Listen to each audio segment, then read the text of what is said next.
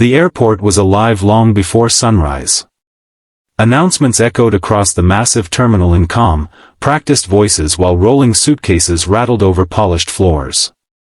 Travelers hurried from one gate to another with coffee cups in their hands, eyes fixed on departure boards that changed every few seconds. Business executives walked briskly in tailored suits, families struggled with sleepy children, and tourists paused every few steps to take photographs. Among the thousands of strangers moving through the crowd was Emily Carter. She wasn't traveling for vacation. She wasn't flying toward luxury or adventure. She was chasing another interview. Her faded navy coat hid the wrinkles in her inexpensive blouse, carefully ironed the night before in the tiny apartment she shared with her 6-year-old son, Noah. The coat had been bought from a thrift store nearly 4 winters earlier, and although she had stitched the torn sleeve twice herself, it still looked worn. She gripped the handle of an old suitcase that squeaked every few feet. Inside were 2 changes of clothes, a folder containing her resume, several recommendation letters, and exactly $32 in cash. Every dollar mattered. Every minute mattered. Missing this flight would mean losing the interview that might finally pull her family out of years of financial struggle. She glanced down at Noah. He held her hand tightly while dragging a little backpack almost as big as he was. A small stuffed dinosaur peeked out of the zipper. "I'm hungry," he whispered. Emily smiled despite the knot in her stomach. "I know, sweetheart. When can we eat?" She checked the clock. "If everything goes well, after we land." He nodded without complaining. He had learned not to ask for things they couldn't afford. That realization hurt Emily more than anything else. Children should dream about toys, birthdays, and cartoons. Not grocery bills. Not rent. Not whether mom could buy breakfast. As they passed a bakery inside the terminal, the smell of warm cinnamon rolls floated through the air. Noah slowed. He stared silently at the display window. Emily noticed. Her heart cracked. She quietly reached into her pocket. $32. The flight was already paid for. She still needed money for a taxi after landing. She calculated everything in seconds before gently pulling Noah closer. After the interview, she promised softly. "We'll celebrate." He smiled. "Okay." Not because he believed the promise. Because he believed her. That trust was both beautiful and heartbreaking. She kissed the top of his head. "I love you. I love you more." She laughed quietly. "No, impossible." "Yes." "No." "Yes." For a moment, the worries disappeared. Only for a moment. They finally reached the security checkpoint. The line stretched endlessly. Emily checked the departure board again. 45 minutes until boarding. Enough time. Hopefully.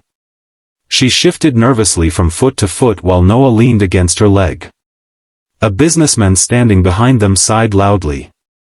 Another woman pushed impatiently around them. Airport life never slowed down for anyone. Emily tried not to let the pressure show. She needed to stay calm. Everything depended on today. Almost 3 years earlier, everything had fallen apart. Her husband had died unexpectedly after a construction accident. One phone call.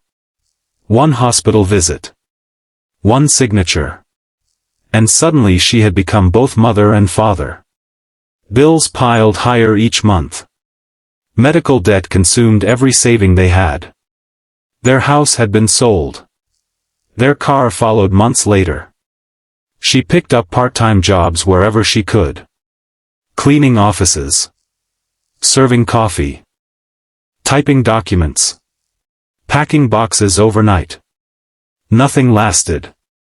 Nothing paid enough. She never complained. Not because life was fair. Because Noah was watching.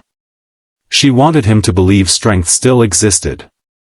Eventually an old college professor contacted her. There might be an opening at a publishing company in Seattle. It wasn't guaranteed, but it offered hope. The interview was scheduled for tomorrow morning. Enough hope to justify buying plane tickets with nearly every dollar she had left. Now failure wasn't an option. The security line finally moved. Emily placed her worn handbag into the scanner. Noah carefully placed his backpack beside it. The security officer smiled kindly. "Hello there." Noah smiled back. "Hi. What do you have in your backpack?" "My dinosaur." The officer laughed. "Very important passenger." "The most important." Emily couldn't help smiling. Moments later they gathered their belongings. Everything was still on schedule. Relief spread through her shoulders. "We're doing great," she whispered. Noah nodded enthusiastically. Then came another announcement. Flight 482 to Seattle has been delayed by 20 minutes. Emily looked upward. A delay. Not ideal, but manageable. They walked toward their gate. Most seats were occupied. She found 2 empty chairs near the window. Outside, airplanes taxied across the runway under the pale orange light of dawn. Noah pressed his face against the glass. "Mom." "Yes? Do you think Grandpa can see airplanes from heaven?" Emily swallowed. "I think, if he wants to." He smiled. "Maybe Daddy can too." She looked away before tears escaped. "I think he'd be very proud of you." Noah leaned against her shoulder. "I'm trying to be brave." "You already are." Silence settled between them. Comfortable. Gentle. Then Noah asked another question. "Are you scared?" Emily hesitated. Children always sense the truth. "A little." He squeezed her hand. "I'll protect you." Her eyes filled instantly. "Oh, sweetheart." She hugged him tightly. "I think I'm the lucky one." Nearby, a woman secretly wiped away tears after overhearing them. Life had a way of connecting strangers without introductions. Emily stood. "I'm going to get us some water." Noah nodded. "I'll stay here. You remember the rule? Don't leave the chair." "Good." She walked toward the water fountain carrying 2 empty bottles. While filling them, she noticed a luxury bookstore displaying business magazines. On nearly every cover appeared successful entrepreneurs, famous CEOs, and billionaires. People whose lives felt impossibly distant from hers. She looked away. Different worlds. She returned to Noah. Halfway there, someone accidentally bumped into her shoulder. "I'm so sorry." The man's voice was calm and familiar. Emily froze. Something about that voice reached into memories buried more than a decade earlier. She slowly looked up. The man had already bent to pick up the bottle that had rolled across the floor. When he stood again, their eyes met. Time stopped. Neither spoke. Passengers continued rushing around them. Announcements continued. Children laughed. Suitcases rolled past. Yet everything faded into silence. His face had changed.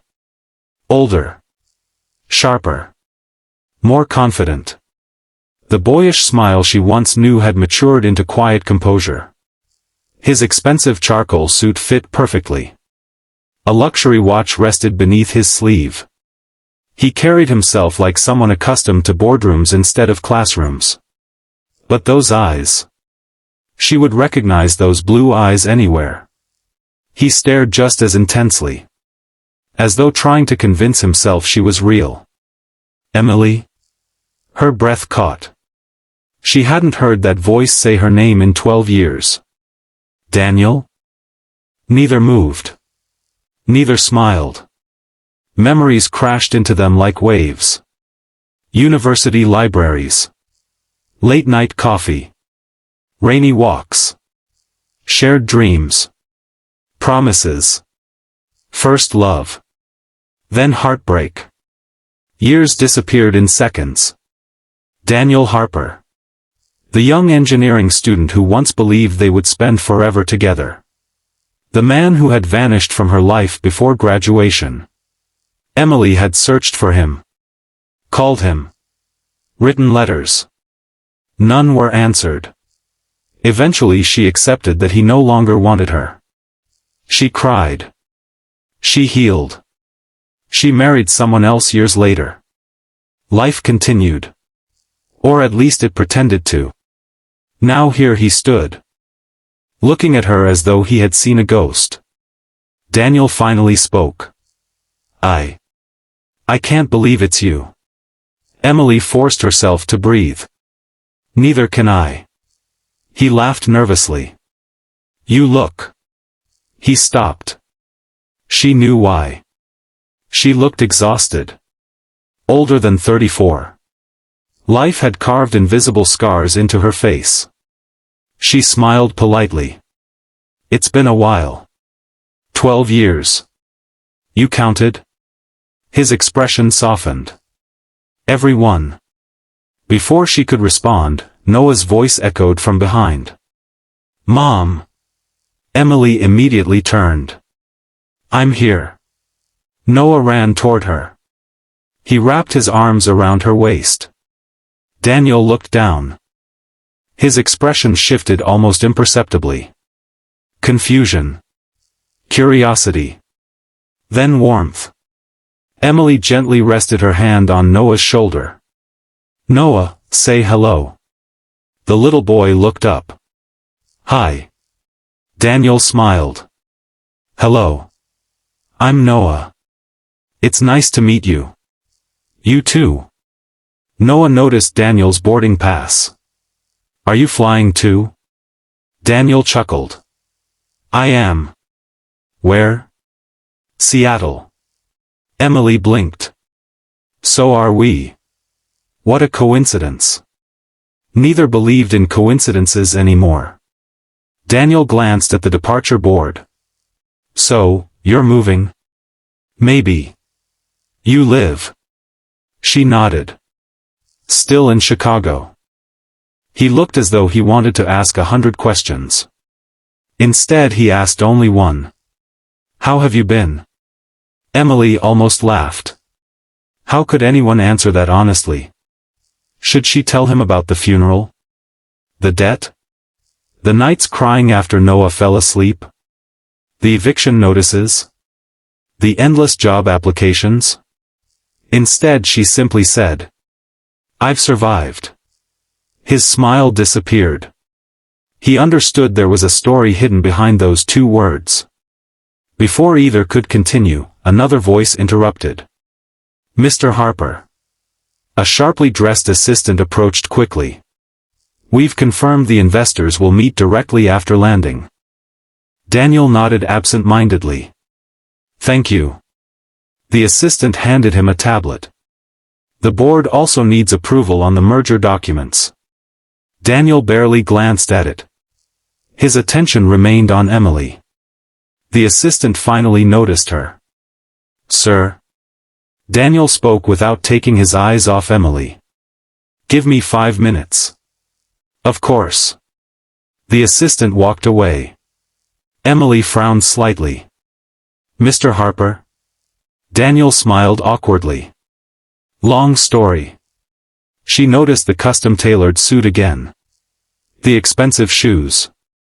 The watch worth more than everything she owned. You seem successful. He rubbed the back of his neck. I've been fortunate. She nodded politely. Noah tugged on Emily's sleeve. Mom. Yes? I'm hungry again. Daniel heard him. Without hesitation he looked toward a nearby cafe. Would you both let me buy breakfast? Emily immediately shook her head. Oh, that's not necessary. I'd really like to. We're fine. Noah remained silent. Daniel looked into the little boy's hopeful eyes. Then back at Emily. Please. She hesitated. Pride battled reality. Reality usually won. Still. She couldn't accept charity. Especially not from the man who had once broken her heart. We appreciate it, she said gently, but we're okay. Daniel recognized that tone. The same stubborn independence she had carried since college. He smiled faintly. Some things never change. She almost smiled back. Almost. Then another boarding announcement echoed across the terminal. Passengers began gathering near the gate. Daniel looked disappointed. I guess we'll continue this conversation on the plane. Emily looked surprised. You really are on this flight? He held up his boarding pass. Looks like fate booked us together. She glanced at hers. Same flight. Same boarding group. Neither of them knew that this unexpected reunion was only the beginning. Neither knew that secrets buried 12 years earlier were about to surface. Neither knew that the struggling single mother standing in worn shoes and the composed businessman surrounded by assistants were connected by a past neither had fully understood. And neither of them realized that by the time this journey ended, both of their lives would be changed forever.